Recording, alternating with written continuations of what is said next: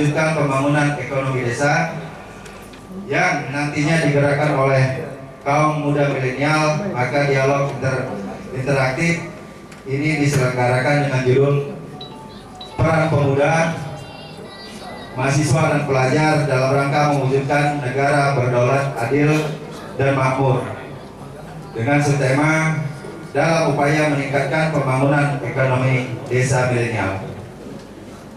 Lantas, bagaimana bisa bangsa ini tumbuh maju jika anak mudanya tidak mau bergerak kembali ke desa? Itulah mengapa saya dan segenap tim panitia mengadakan acara ini untuk kepentingan desa ke depannya.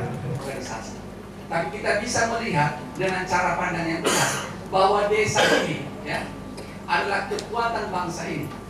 Kalau orang di desa tidak mempunyai potensi dan tidak punya pekerjaan, dia akan urbanisasi dan menjadi masalah di kota. Tapi kalau dia punya potensi di desa, desa dikembangkan, maka negara akan kuat. Uang paling banyak nanti di desa dan produktivitas nanti akan di desa. Mungkin nanti kampus-kampus dipindahkan ke desa. Yang kita tahu saat ini, pendidikan di Indonesia masih kurang merata. Ada banyak daerah-daerah terpencil yang masih belum tersentuh oleh pendidikan. Padahal untuk membangun sebuah bangsa, pendidikan adalah kunci utamanya.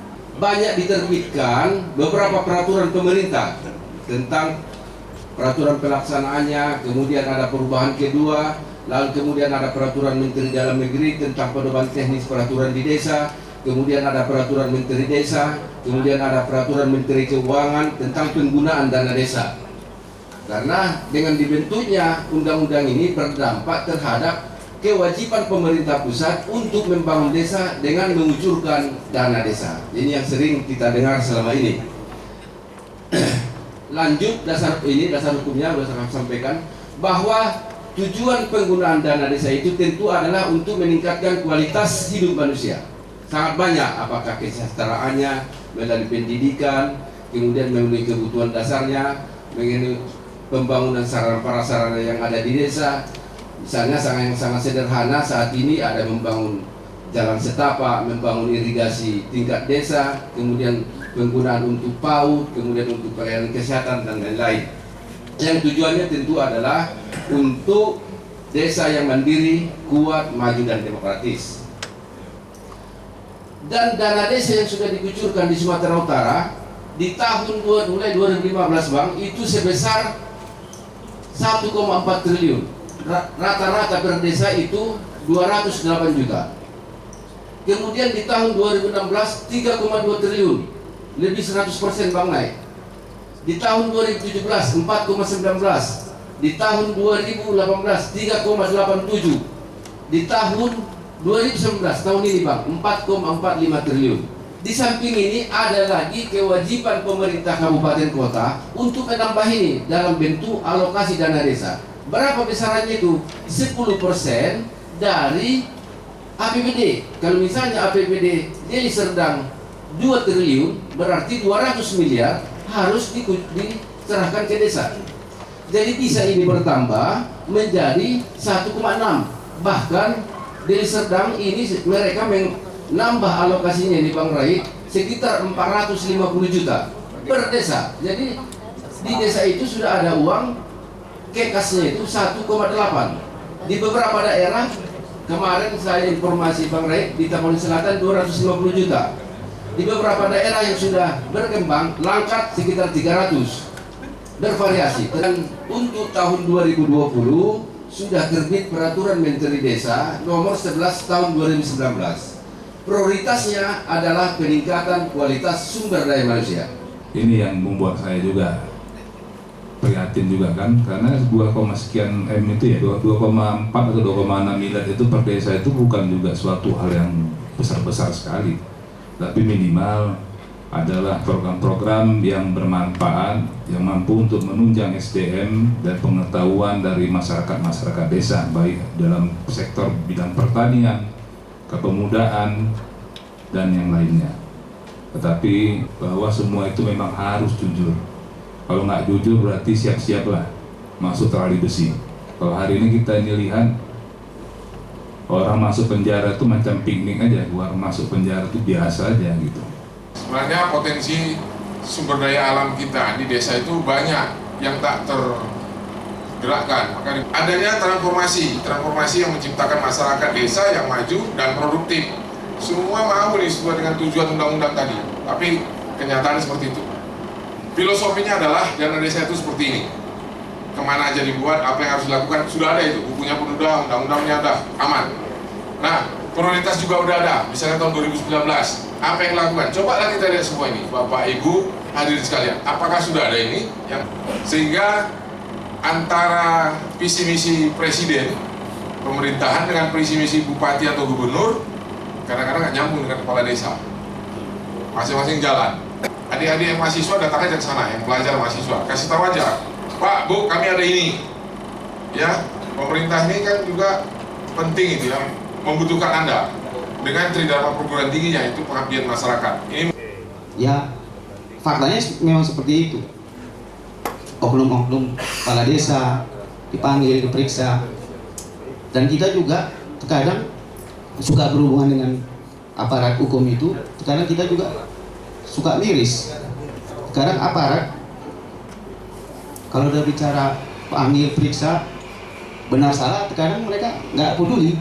Terkadang modus aja mereka untuk cari duit, ya, tanda kutip. Ya, kita tidak bisa sujudnya. Tapi ya inilah kita yang hadir di sini, ya mari kita sama-sama bagaimana pembangunan pedesaan itu betul-betul bermanfaat, aparat desanya betul-betul bekerja untuk masyarakat. Jadi tadi sebenarnya saya ada kopian, hanya ya standar aja soal peran media, undang-undang pokok pers, kode etik jurnalistik. Ya nanti di dialog aja nanti kita bahas. Terima kasih. Ya, terima kasih Bung Felix. To the point, tadi peran media, ya. Tadi ini kami mau minta tahu Pak, saya juga pengurus LPM di tingkat kelurahan yang hari ini agak cekcok juga jadi yang sama BKM. Ini PKM katanya, wah ini LPM, ini PKM, ini LPM. Sementara aturannya nggak ada yang jelas. Ya, sehingga dana itu tidak bisa dilaksanakan atau diputar untuk kepentingan pembangunan kelurahan. Yang kami dapatkan tentang dana desa ini, kemanakah harus kami laporkan dan adukan, apakah ke PMD atau kemana, sehingga bisa menindaklanjuti. Banyak sekarang ini desa-desa mempunyai keuangan yang agak lumayan, tapi tepat arah, tidak tepat pada arahan, sehingga penyelewengan di tingkat desa saat sekarang ini agak berkipas kepala desa saat sekarang ini. Kenapa Tapanuli itu menjadi peta kemiskinan dulu? Ternyata banyak kali uang itu keluar daerah, spend of money, karena dunia pendidikan. Jadi banyak uang terbuang. Sedangkan orang capek cari uang, mesti menyekolahkan anak di daerah lain, membiayai kosnya, sehingga uang terbuang keluar. Bagaimana Pak Rajamin kalau kita pindahkan perguruan tinggi itu ke tempat kita dengan kebutuhan pertanian, pariwisata, maupun kedokteran, ya, kebidanan, sehingga kita tidak habis uang kita keluar. Mungkin kalau kabupaten dia berupa ADD, ya. Hanya untuk pelaksanaannya ini difokuskan kepada infrastruktur kelurahan. Siapa yang berperan? Tentu juga adalah kerjasama antara kelurahan dengan LPM-nya. Jadi terkadang saya juga kurang memahami bagaimana gregetnya lurah dan pemerintah kota masing-masing, Bang. Yang Abang sampaikan tadi sudah benar itu. Kemana dilaporkan ini? Kalau kita benar, seperti disampaikan Bang Sirait, pemerintah pusat sudah kerjasama sebenarnya Bang, ya, dengan kejaksaan sudah, dengan kepolisian RI juga sudah Bang, khususnya dalam pembinaan Babin Kamtibmas. Dengan kejaksaan masuk jaksa masuk desa, jaga desa. Berkampanye sedikit kepada teman-teman mahasiswa di sini, siapa yang memang asal mulanya itu dari Deli Serdang, cepat-cepatlah bergabung sama saya. Mari kita perbaiki Deli Serdang. Itu yang bisa saya sampaikan sore hari ini. Karena pekerjaan kita di Deli Serdang itu tidak sedikit, banyak sekali. Dari wilayah kita paling luas. Sekarang kita sudah di tahap swakelola. saat masyarakat itu sama-sama mengelola. Bukan ada lagi rekanan atau pihak swasta yang ujuk-ujuk datang ke satu daerah seakan-akan memperbaiki, lalu besok menyerap.